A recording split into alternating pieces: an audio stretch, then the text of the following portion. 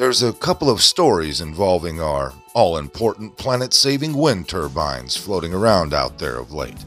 Now, in hopes of not being too long-winded, we're going to focus primarily on the more interesting story involving a rash of dead whales on the East Coast. After all, government-funded wind turbine projects failing isn't really news. Because, if I'm being honest, nothing, including the words United States and government, really works these days, now does it? So, why are wind turbines around the world just toppling over, and why aren't the rest spinning? Well, the answer to question number one is that design and production flaws occurred in the race to get green bucks from the government. The answer to the second question is many are not spinning because they either need maintenance or the wind is blowing too hard, which is hilarious, or there's not enough wind at all. Or they're just not all they're cracked up to be. Mainly the latter, of course. Moving on. Now, it's always sad to see an animal of the impressive size of a whale die. I don't care what your feelings are about environmentalism. Apparently, whales are dying in crazy numbers on the beaches of New York and New Jersey. The cause is the one none of the typical leftist media outlets are willing to fess up to, and fears of offending the psychopaths running the green boondoggle. The now beyond obvious culprit is the sound devastation caused by the construction of offshore wind turbine farms, because of course it is. It's pinning the climate clowns against the environmentalist clowns, and while you might assume they're all the same people, sometimes their interests do diverge. Now, one thing is for sure, there's definitely extremely high levels of white female guilt running through East Coast upper-class households these days, followed by extreme confusion and a mad rush to therapy sessions. I digress. Since December 2022, at least 9 dead whales have washed up in the Northeast states. This issue has caused enough concern that 12 New Jersey mayors wrote a letter to state and local officials this week and demanded an immediate moratorium on the projects. This from Fox News, quote, "The mayors requested that offshore wind development is paused until a thorough investigation is conducted by federal and state agencies and proves the wind turbine infrastructure is not responsible for the excess whale deaths along the East Coast, according to the letter obtained by Fox News Digital. Quote, "While we are not opposed to clean energy, we are concerned about the impact these offshore wind projects may already be having on our environment," the 12 mayors wrote in the letter on Monday. Quote, "We urge you to take action now to prevent further death," unquote. There are 7 offshore wind projects in federal waters off the coast of New Jersey and New York currently under construction, according to the BOEM, or Bureau of Ocean Energy Management. So these whale deaths are causing some strange alliances, so to speak, as environmental activists are becoming increasingly vocal in their concerns, while the climate groupies are not happy that anyone would dare get in the way of their holy grail, clean energy.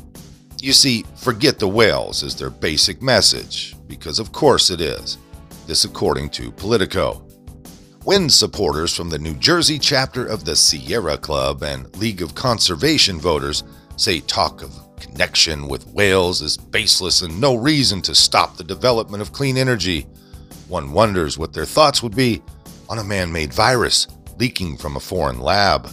We must hold that narrative at all costs.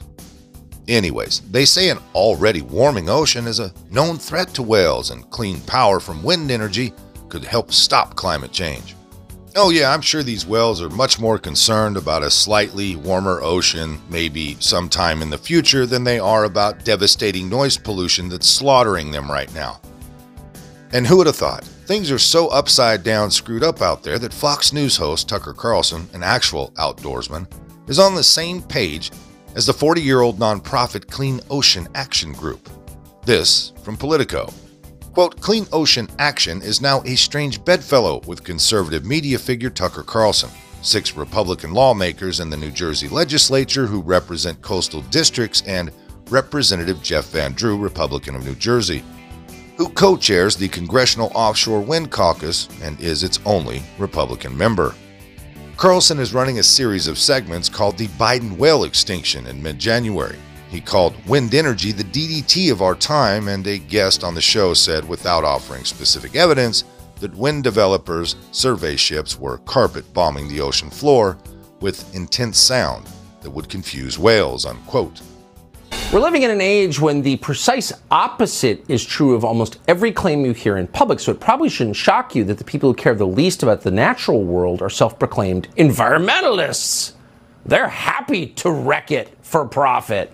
They make the oil companies look like deep environmentalists. And if you doubt that, take a look at what's happening off the east coast of the United States. So-called green NGOs, supported, of course, by the people they give money to in the Biden administration, are backing the construction of massive offshore wind turbines that appear to be killing large numbers of whales. In just the last 2 months, at least 10 dead whales have washed ashore in New York and New Jersey. And on Monday, it happened again. A 35-foot male humpback whale died and washed up on Lido Beach in Nassau County in Long Island. Bruce Blakeman is the county executive of Nassau. He joins us tonight. Bruce Blakeman, thank you so much for coming on. So this seems like one of those stories that, since liberals want to save the whales, or did when I was a kid, you'd think would be getting an awful lot of attention, but it seems like nobody wants to talk about it. Why is that? Well, first of all, I became very concerned when 7 whales washed up on the shores of New Jersey, because obviously we're just miles from New Jersey.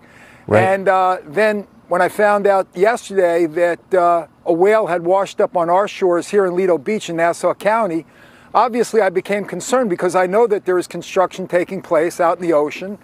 And I think that when you have so many of these large animals that wash up on shore dead, that we now have to take a pause and investigate why is that happening. We've got to find that out because sea life is an important part of living in Nassau County. We've got whales, we have seals, we have dolphins, and we've got tremendous fishing here. People move here because they want to enjoy the beaches, the wildlife, and the water. So it's a concern and it bears investigation. Well, I would say, and it's very odd considering that if you want to move your cows into a new pasture and some rare salamander is found there, the federal government shuts it down. They're very uptight about killing animals. And that's not all bad, by the way. But here, the biggest mammals in the world are dying in an unexplained way, and there's no curiosity. I just think it's the strangest thing I've ever seen. Well, yeah, listen, there are a lot of people that are disingenuous. They can't find a balance. It's like talking about going all electric. That would be a danger to our America, the way that we live. There'll always be fossil fuels, at least in my lifetime. And certainly alternative energy is important as well. And you have to have alternative energy. But the fact of the matter is there's got to be a balance. And basically there are people who can never strike that balance unless it's inures to their benefit. And in this case, I'm quite surprised that there aren't more environmentalists and certainly people who are involved in protecting sea life and animals speaking out about this and at least asking for an investigation as to whether or not there's any causal relationship between these whales dying and the construction and the sonar that's being used. Yeah, I mean, there are a lot of Americans who care deeply about the natural world, about the environment, but the professional environmental groups are prostitutes and shills, obviously. If you're destroying the environment, you're not saving the environment, I would say. Anyway, Bruce Blakeman, I sure appreciate your being willing to talk about this in public. The Nassau County Executive, thank you. Thank you, Tucker. Now, in closing, I'm certainly not anti-clean energy. I'm just smart.